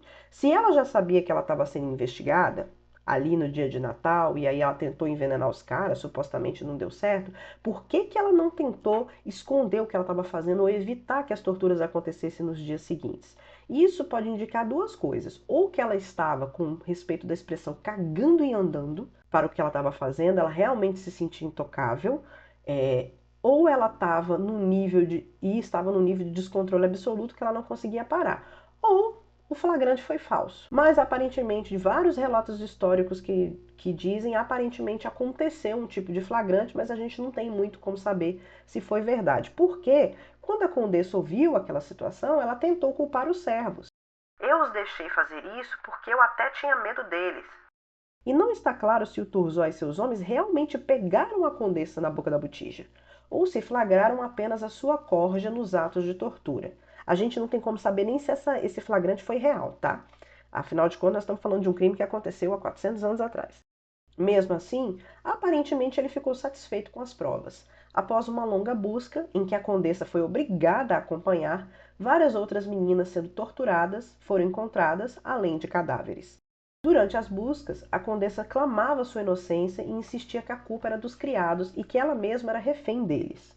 A condessa foi presa nas masmorras de seu próprio castelo e seus servos foram levados para Bitka para interrogatório.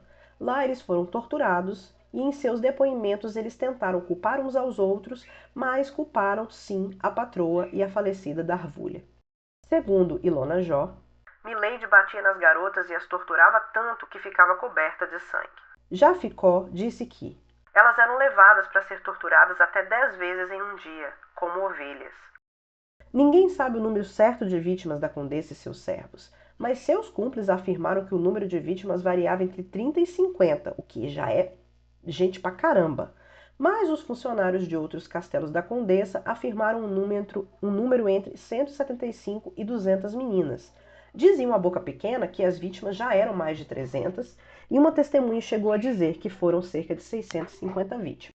Esse último relato é considerado 100% mentira.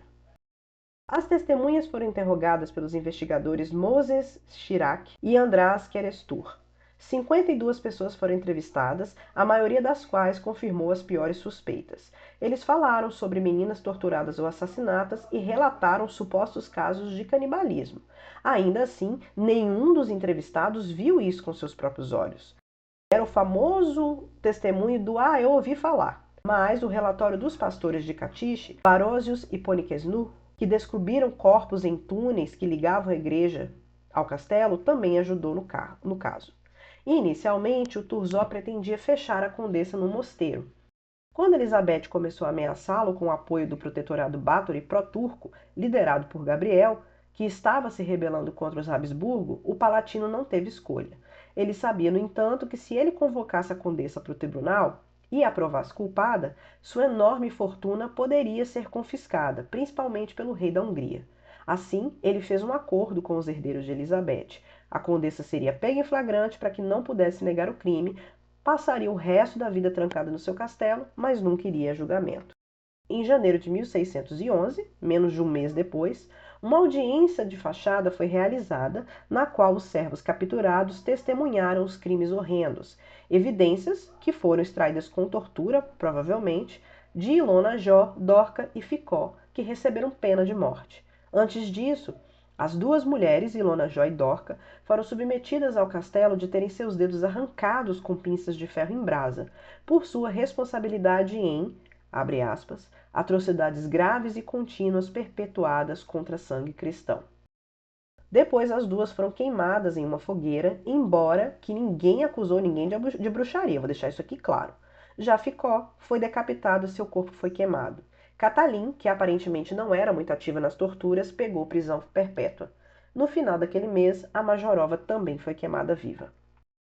Embora, provavelmente chocado com a extensão dos atos da condessa, o desejo de justiça do rei se deveu provavelmente devido àquela grande dívida contraída com o conde Nasdad na Guerra dos 13 Anos.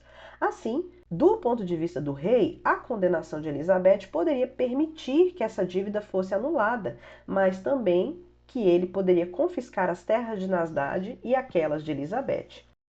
Provavelmente os Báthories usaram sua enorme influência para evitar que isso acontecesse. A viúva Nasdad viveu mais 3 anos. Durante esse tempo, ela protestou contra seu veredito muitas vezes. Até o fim de seus dias, ela escrevia cartas ao rei pedindo uma absolvição. Existem documentos mostrando que Matias II exigiu uma reavaliação do caso e mais interrogatórios. Em julho e dezembro de 1611, relatórios com depoimentos de 336 testemunhas foram adicionados aos autos do caso. Pouco antes de sua morte, em 31 de julho de 1614, ela escreveu um testamento no qual dava tudo o que possuía a seus filhos. A condessa, gente, foi encontrada morta em 21 de agosto de 1614. Ainda hoje, a sua morte é um mistério. Alguns dizem que ela foi envenenada, outros que ela morreu de fome porque foi emparedada em uma torre, e segundo as lendas, seu corpo estava em um estado terrível. Seus antebraços tinham marcas de dente, enquanto a terra ao redor do seu corpo estava coberta de sangue. Ela foi enterrada 3 meses depois, em 25 de novembro de 1614, na cripta da igreja de Catiche. Contudo, os moradores locais teriam exigido a remoção do corpo e ela teria sido enterrada novamente em 1617, em Nagyszed, no nordeste da Hungria. No entanto, quando a cripta da família foi aberta em 1995, os restos mortais da condessa não foram encontrados.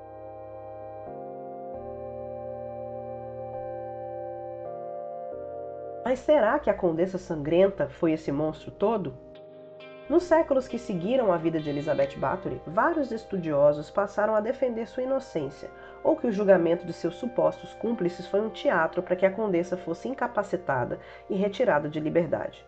Supostamente, isso seria um esquema entre Thurzó e o rei Matias II para prender essa poderosa viúva e tirar proveito das terras do casal Nasdaq Bathory, e que não deveriam levar em consideração as confissões obtidas sobre tortura, o que depois do episódio sobre Vladimir Herzog eu concordo plenamente e imagino que você, meu ouvinte, também concorda. Contudo, a gente precisa se lembrar do contexto, do momento em que a condessa viveu. Haveria tido sim um acordo entre Thurzó e os filhos da condessa para evitar o julgamento, o que faz sentido quando a gente lembra que até hoje as elites nunca são punidas da mesma forma que nós, meros mortais. Além disso, como sabemos, a tortura era um método comum e legalizado em julgamentos inquisitoriais da época, o que não seria estranho nesse caso. Aqueles eram tempos muito violentos, embora eu continue achando que confissões extraídas sob tortura não valem. Vide aí as milhares de vítimas inocentes torturadas e executadas durante a caça às bruxas na Europa. Em terceiro lugar, aparentemente Elizabeth já não tinha aquelas vastas terras de antes, e então o rei teria que prender toda a sua família para cancelar sua dívida. E por último, Thurzó era um funcionário legal, ele não era um nobre, e pelas regras do tripartito, ele não ganharia nenhum bem material ou financeiro ao prender a condessa. Mesmo assim, temos que lembrar que a maioria das testemunhas ouvidas no suposto julgamento não eram testemunhas oculares. Seus depoimentos eram, em grande parte, baseados em boatos. Mas a gente também tem que lembrar que, pela lei do tripartito, as vítimas camponesas não teriam lá muito valor, mesmo sendo vítimas de um ataque brutal. Então, fica estranho aí a questão dela ter ido. Fica fácil de entender por que eles conseguiram que ela não fosse a julgamento. Mesmo assim, com Elizabeth presa, toda a documentação de seus julgamentos foi selada e o seu nome foi banido de ser citado em sociedade pelo parlamento. E dessa forma, o assunto ficou fechado pelos 100 anos seguintes, quando foi recuperado pelo monge jesuíta. Na década de 1980, o historiador húngaro László Nagy escreveu 2 livros nos quais ele tentou apresentar objetivamente a história da Dama de Catiche. Além disso, a pesquisadora húngara Irma Kardosz descreveu em seu livro muitos fatos novos e até então desconhecidos da vida da condessa. Em geral, os historiadores eslovacos e tchecos são bastante relutantes em retratar Bathory sobre uma luz positiva. No entanto, também aqui existem algumas exceções. A mais importante inclui o livro de Pavel Dvorak e Karol Kaliá. Os autores de Bathory também estão convencidos da inocência de Elizabeth. Quanto às publicações em inglês, não se pode esquecer do livro de Kimberly Craft, Infamous Lady, The True Story of Countess Erzsébet Bathory, publicado em 2009. E aqui eu vou elencar alguns mitos que podem sim facilmente ser comprovados como mentirosos. Em primeiro lugar, é falso que o suposto sadismo fosse resultado de uma relação incestuosa de seus pais. Os ramos Exed e Somilho são separados por 7 gerações, mais de 200 anos, ou seja, eles eram primos, sei lá, de 9º grau. Além disso, embora Elizabeth pudesse ter testemunhado muitas cenas drásticas que deixaram uma impressão duradoura em sua psique, a história sobre o cigano costurado no estômago do cavalo provavelmente é falsa, porque essa seria uma punição muito cara. O cavalo valia mais do que a vida de um camponês. Era uma punição que seria reservada apenas para gente mais importante. Em terceiro lugar, os historiadores também negam que a aristocrata húngara tenha dado à luz a um filho ilegítimo. Se ela tivesse engravidado de um camponês local em uma idade tão jovem, a família não teria permitido nenhum registro sobre o assunto e a teria enviado para um mosteiro, e provavelmente a família Nasdaq não a teria aceitado como noiva de seu filho. Em quarto lugar, Também não há evidências de que a condessa, durante a ausência de seu marido, tenha participado de orgias lésbicas organizadas pela sua tia. Milhares de convidados estavam presentes durante os bailes oficiais, mas nenhum deles jamais descreveu, em cartas ou diários, esses supostos excessos na corte de Viana. Afinal de contas, o White Party só existe no pedire, né, gente? Também não é verdade que Bathory se dedicava à feitiçaria. Elizabeth era fascinada por herbalismo, venenos, medicamentos e alquimia, mas ela não era diferente de outras mulheres aristocratas de sua época. Provavelmente ela só estava estudando mesmo outros métodos de remédio, né? E inclusive ela nunca foi acusada de bruxaria. A lenda de torturas e assassinatos de jovens nobres também parece ser falsa. Pois se houvesse atos de sadismo no castelo, as famílias ricas teriam parado de enviar filhas para a corte da senhora húngara. Além disso, os historiadores descobriram que a causa provável da morte do conde Nasdaq não foi o veneno traiçoeiro, mas o mercúrio, usado para curar as doenças venéreas que ele provavelmente tinha. As histórias de banhos de sangue de Elizabeth, como eu já disse, podem ser consideradas completamente falsas. Além de elas terem sido comprovadamente inventadas pelo monge jesuíta, seria necessário obter sangue de cerca de 30 vítimas para um único banho. E, finalmente, Elizabeth nunca foi acusada de bruxaria e de lançar feitiços, o que seria uma forma muito fácil e comum de acusar uma mulher naquela época. No ato da acusação, não há uma única palavra sobre a Dama de Ferro ou os seus convidados terem contato com o diabo também. Então, nesse caso, pode ser sim que ela tenha sido condenada com base em assassinatos mesmo, porque seria uma forma muito fácil do rei Matias tomar o dinheiro da viúva acusando ela de bruxaria. Era uma acusação muito comum naquela época que não precisava de muita coisa para ser comprovada. Alguns historiadores determinaram que o julgamento contra Elizabeth foi um espetáculo com o objetivo de destruir o poder e a influência dos Bathory. A conspiração teria sido um trabalho intrincado do palatino Thurzó, que se aproveitou dos rumores refletidos em Catiche. Uma aristocrata húngara nas terras eslovacas não despertava muita simpatia. E então, o que o palatino tentou fazer seria provar que uma mulher louca que vivia no castelo estava abusando das pessoas locais com a ajuda de uma bruxa. Mas, mais uma vez, como eu já disse anteriormente, também existem outras possibilidades que dizem que essa armação nunca aconteceu. Uma outra teoria diz, no entanto, que a condessa tinha uma grande paixão pela cura. Cada nobre em seu castelo tinha que aprender o básico de anatomia, bem como as técnicas de cura mais simples. No entanto, as operações médicas em Catiche despertariam ainda mais suspeitas quando Elizabeth contratou Ana Darvulha, que não seria uma bruxa, mas sim uma parteira e curandeira de Viena. As pessoas começaram a acreditar que a condessa, com a ajuda de Darvulha, estava cometendo crimes terríveis. No entanto, nas crônicas, as datas das mortes de jovens damas coincidiam com casos bem documentados de epidemias locais de peste e tifo. Em apenas uma semana de 1610, por exemplo, 8 mulheres morreram em Catiche. A teoria diz que isso deu ao palatino um pretexto para prender a aristocrata. Uma das cartas daquele período, no entanto, provou que naquela época Elizabeth e sua filha estavam hospedadas em Viena, elas não estavam no castelo. Apesar disso tudo, tem uma outra questão que é: a prisão de uma nobre sem um julgamento judicial foi definitivamente um evento sem precedentes. E isso é uma das questões que corrobora a ideia de que a Elizabeth Bathory teria sido vítima de uma conspiração de seus parentes e dos Habsburgos. O rei húngaro Matias II devia muito dinheiro a Elizabeth após a morte do marido e era uma dívida insolvente. No início do século XVII, era o tesouro real que assumia a propriedade dos condenados por crimes. Então, quando o nobre era considerado culpado de matar alguém da sua família, ele era condenado à morte e toda a sua fortuna era dada ao governante. Se o nobre assassinado fosse de fora da família, então o rei tinha direito a 1/3 da propriedade do acusado. Se o rei tivesse assumido a propriedade da condessa condenada, ele teria se enriquecido e se livrado do seu maior credor. Assim, o rei e Thurzó poderiam apreender todos os bens dos Bathory. Disse que os genros de Elizabeth, Miklos e Jorge, estavam participando da conspiração, pois o palatino se reuniu com eles em 7 de junho de 1610 em um conselho secreto. Os teóricos que defendem que Bathory foi presa ilegalmente, pois nunca havia passado por um julgamento, o que, por outro lado, a meu ver, também pode apontar para o benefício que os nobres tinham sobre os servos. Os depoimentos contraditórios e muitas vezes mutuamente exclusivos das testemunhas foram a principal evidência no caso. Muitos entrevistados alegaram que não tinham visto nada e apenas ouvido falar dos supostos assassinatos. Turzó estava bem ciente da fragilidade das evidências e deliberadamente adiou o fim do caso. De acordo com alguns pesquisadores, quando o rei Matias II ordenou que ele iniciasse o julgamento oficial, o Palatino contribuiu para a morte da condessa, que, no entanto, o enganou e escreveu um testamento dando tudo a seus filhos. Assim, ela se privou de todos os seus meios antes de morrer, então nem o rei nem o Palatino podiam mais contar com seu dinheiro.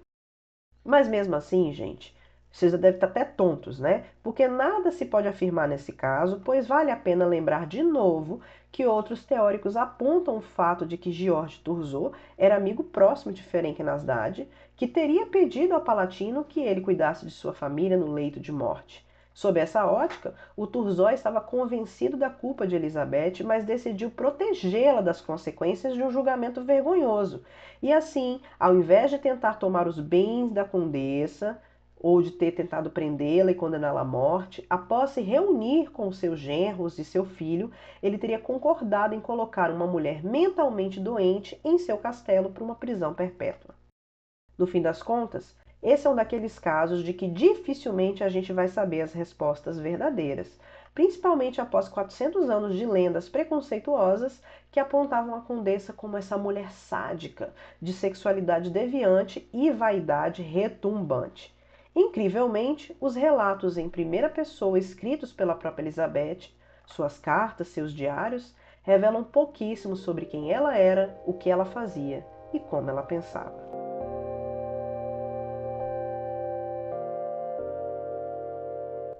De assassina em série sanguinária a vampira sensual.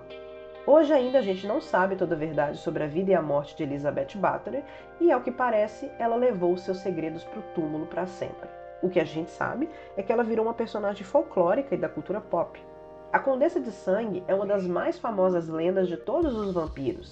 Ela é talvez menos popular do que o Conde da Transilvânia, o Drácula, conhecido como a reencarnação histórica de Vlad Tepes, o Empalador, e que, embora notado por seus métodos de execução selvagens e muito públicos, não era um vampiro, mas que serviu de inspiração para o conde fictício de Bram Stoker. Elizabeth Bathory ficou conhecida como uma torturadora, uma comedora de carne jovem e possivelmente uma mulher desequilibrada que se banhava em sangue, uma figura frequentemente citada pelo proeminente vampirólogo Raymond McNally em seu livro Dracula Was a Woman, In Search of the Blood Countess of Transylvania. Na história das monstruosidades da Europa Oriental, a história da condessa Elizabeth Bathory tem um lugar proeminente. Proclamada a assassina mais prolífica da humanidade, e sua fama no panteão dos horrores góticos foi assegurada pelo colecionador de canções folclóricas, o reverendo Sabine Baring-Gould, que, apesar de seu amor gentil pelo folclore, detalhou a persona sangrenta da condessa em sua famosa obra The Book of Werewolves, de 1865. O autor se baseia no trabalho anterior de Michael Wagner, que em sua obra conta a história da sádica condessa Elizabeth. Por causa da influente conexão aristocrática, no entanto, Wagner evita mencionar a condessa por seu nome completo. Mais uma vez, a sua história não era autêntica, mas foi tirada da trágica história de Laszlo Turoczi, o jesuíta que pegou os documentos do tribunal. Em 1817, quando os relatos dos testemunhos sobre os supostos assassinatos e torturas sádicas foram publicados, as manchetes nacionais e internacionais sensacionalizaram a história que já era mal concebida. A partir daí, a condessa literária ganhou vida própria. Os irmãos Grimm escreveram um conto sobre ela. O romancista alemão Johann Ludwig Tieck a retratou como uma femme fatale gótica, Swanhilda, em seu conto Wake Not the Dead. E é dito que Sheridan Le Fanu moldou sua vampira feminina, Carmilla, em Elizabeth Bathory. Ainda no século XIX, a história da baronesa virou peça teatral e Elizabeth Bathory estreou no Teatro Pest em 9 de agosto de 1840. A produção foi um sucesso e em 1865 outra peça foi produzida. Além disso, o pintor impressionista Istvan Czok também retratou a história em 1893, quando pintou sua famosa pintura simplesmente intitulada Elizabeth Bathory. No quadro, o pátio de inverno pode ser visto enquanto a tortura de meninas nuas está começando na frente da condessa, que se senta confortavelmente em seu trono, sentindo prazer em toda a cena. A pintura foi destruída na Segunda Guerra Mundial, mas a gente ainda tem um registro fotográfico que eu vou postar no meu Instagram, @terrornoir. Inclusive vou postar o outro quadro que foi pintado quando ela ainda era viva. No século XX, a história da Condessa de Sangue foi aproveitada por muitos escritores e cineastas, para quem a mistura inebriante de beleza, sofisticação, crueldade extrema, lesbianidade ou bissexualidade de Elizabeth serviram para sua erotização. A cultura popular do século XX, que tem a obsessão por assassinos em série, simplesmente continuou a exagerar os detalhes já sangrentos, muitas vezes com a ajuda da obsessão acadêmica por essa história. Outras produções cinematográficas, por exemplo, o estúdio britânico Hammer fez Countess Dracula em 1971 e, para torná-lo realmente autêntico, um produtor e um diretor de origem húngara foram contratados para o projeto. No início do filme, a pintura de Stefan Czok pode ser vista por trás dos créditos de abertura. Esse filme foi seguido pela produção de terror germano-belga Daughters of Darkness, no mesmo ano, e pelo filme francês Immoral Tales, de 1974, dirigido pelo polonês Walerian Borowski. Em 2006, Hollywood deu seus 2 centavos sobre a história com o filme Countess Dracula's Orgy of Blood, dirigido por Donald F. Glut. O filme de terror de 2006, Stay Alive, dirigido por William Brent Bell, também usa a Condessa Bathory em seu enredo. Há também o filme de 2008, Bathory, dirigido por Juraj Jakubisco, que é uma coprodução anglo-tcheco-eslovaco-húngara e possivelmente o filme eslovaco mais caro já feito. Esse filme tenta equilibrar a imagem revelando outro lado da condessa, de sua vida terrena, mas assim com aquele tema vampiresco.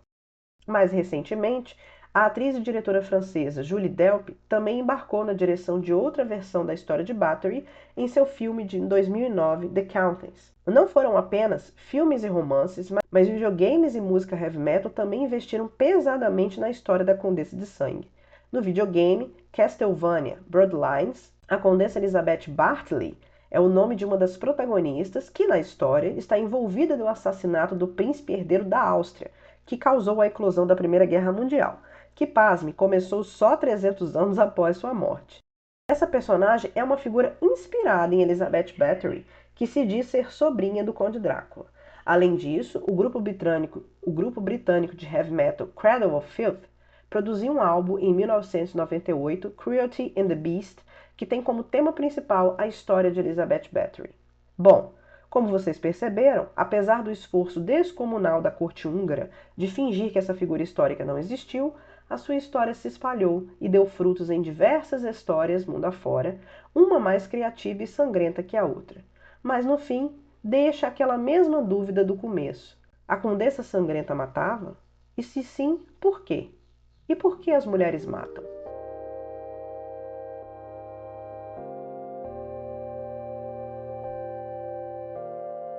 Este foi o Terror no Ar, um podcast mensal onde, às sextas-feiras, desenterramos os segredos que a sociedade prefere deixar enterrados.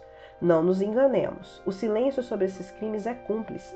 E enquanto as respostas não vêm, seguimos, como fofoqueiros criminais, a cavar mais fundo, sempre à procura da verdade que ainda teima em escapar. Não se esqueça, a história ainda não terminou. Até a próxima sexta, daqui a um mês, quando as sombras se fizerem presentes mais uma vez. Esse episódio foi roteirizado, narrado e editado por mim, Winnie Pereira, sua fofoqueira criminal. Utilizei como fonte central o livro Lady Killers, de Tori Telfer, publicado pela Dark Side em 2019. Outras fontes foram o artigo A Construção Simbólica do Monstruoso, a História de Elizabeth Bathory, do pesquisador húngaro Laszlo Kurti, de 2009. O artigo Elizabeth Bathory, A True Story, da pesquisadora húngara Alexandra Bartosiewski, de 2019, e a tese No Blood in the Water, The Legal and Gender Conspiracies Against Countess Elizabeth Bathory in Historical Context, da pesquisadora americana Rachel Bledsoe, de 2014. Eu também assisti vídeos de YouTube sobre o castelo de Catiche, entre outras fontes. Fico por aqui e até a próxima. E como diria Elvira, Rainha das Trevas, que pode ser uma das várias femme fatales do terror derivado da Condessa Sangrenta, tenha pesadelos terríveis.